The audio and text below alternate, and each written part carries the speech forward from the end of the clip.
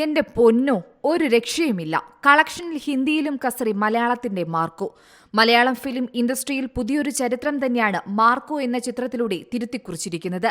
വയലൻസിന് പ്രാധാന്യം നൽകിയ ചിത്രം ആരാധകരുടെ എല്ലാ പ്രതീക്ഷകളും തകർത്തിരിക്കുകയാണ്. വിദേശത്ത് പ്രദർശനത്തിനെത്തിയ ചിത്രം മാർക്കോ പ്രവാസി മലയാളികളുടെ ശ്രദ്ധയും പിടിച്ചുപറ്റിയിട്ടുണ്ട്.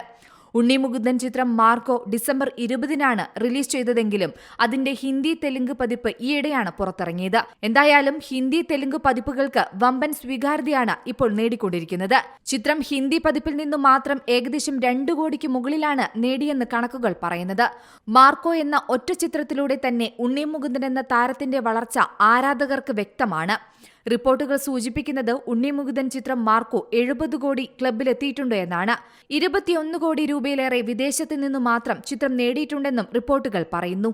ഉണ്ണി മുകുന്ദന്റെ ആദ്യ 100 കോടി ക്ലബ്ബ് മാർക്കോ ആകുമെന്ന് ഉറപ്പാണ്. ഹിന്ദിയിൽ മൊഴിമാറ്റം നടത്തി റിലീസ് ചെയ്ത ഉണ്ണി മുകുന്ദന്റെ ആദ്യ ചിത്രം കൂടിയാണ് മാർക്കോ.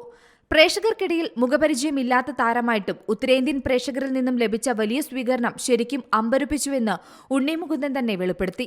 അതേസമയം ഉണ്ണി മുകുന്ദന്റെ ഹിന്ദി വർത്തമാനം മലയാളികൾക്കിടയിലും ചർച്ചയായിട്ടുണ്ട്. ഇത് നമ്മുടെ ഉണ്ണി തന്നെയാണോ ഹിന്ദി സംസാരിക്കുന്നത്? ഹിന്ദി കേട്ട് കിളിപോയെന്നൊക്കെയാണ് ആരാധകരുടെ കമന്റുകൾ. മാർക്കോ ഉത്തരേന്ത്യയിലും ഹിറ്റായതോടെ ഉണ്ണി മുകുന്ദനെ ബോളിവുഡ് കൊണ്ടുപോകുമെന്നാണ് ആരാധകരുടെയും വിലയിരുത്തൽ. Entertainment desk, C Malayalam news. പുതിയ വാർത്തകളും വിശേഷങ്ങളും ഇനി വിരൽ തുമ്പിൽ. എല്ലാ ഡിജിറ്റൽ പ്ലാറ്റ്ഫോമുകളിലും ഇപ്പോൾ സി മലയാളം ന്യൂസ് ലഭ്യം.